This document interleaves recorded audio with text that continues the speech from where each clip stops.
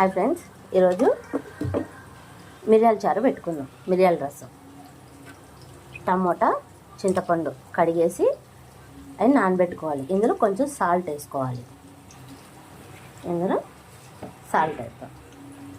So ఇది కాసేపు నానాలి. నానిన తర్వాత రసాన్ని పిసుకుదాం. మిరియాల రసం అన్నాను కదా, ఇప్పుడు మిరియాల చారుకి ప్రిపేర్ చేసుకుందాం. ఇందులోకి తెల్లగడ్డ,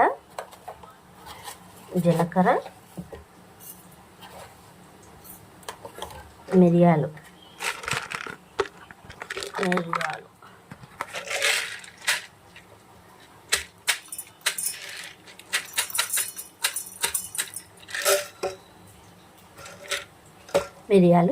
ఎండుమిర్చి వేద్దాం. ఎండుమిర్చి ఓకే. ఇప్పుడు ఇవి మిక్సీ పడదాం. మిక్సీ పడితే ఇలా వస్తుంది. ఓకే.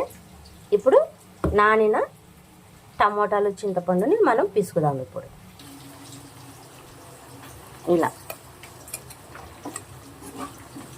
ఇలా మొత్తం పిసుకోవాలి.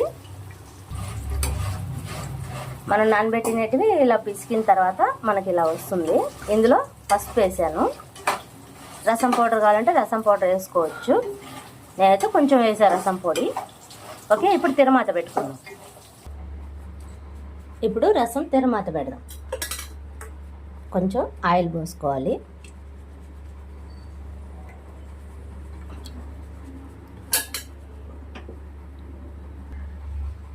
ఆయిల్ కాగినాక తిరమాత గింజలు వేసుకోవాలి.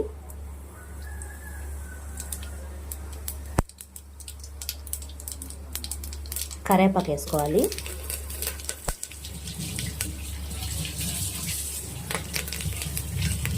అందులోనే ఇందాక మనం ప్రిపేర్ చేసాం కదా, మిరియాలు, తెల్లగడ్డ, ఎండుమిర్చి, జీలకర్ర. సో ఆ మిశ్రమాన్ని ఇందులో వేసేయాలి. వేసి ఇది కొంచెం వేగిన తర్వాత మనం ఆల్రెడీ రసాన్ని పిసికి పెట్టాం కదా, దాన్ని ఇందులో వేసేయాలి.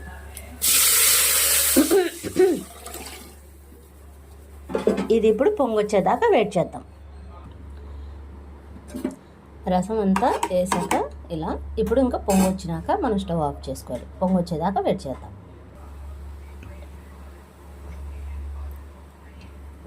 రసం పొంగొచ్చేసిందిగా. సో మిరియాల రసం అయిపోయింది. Okay, bye.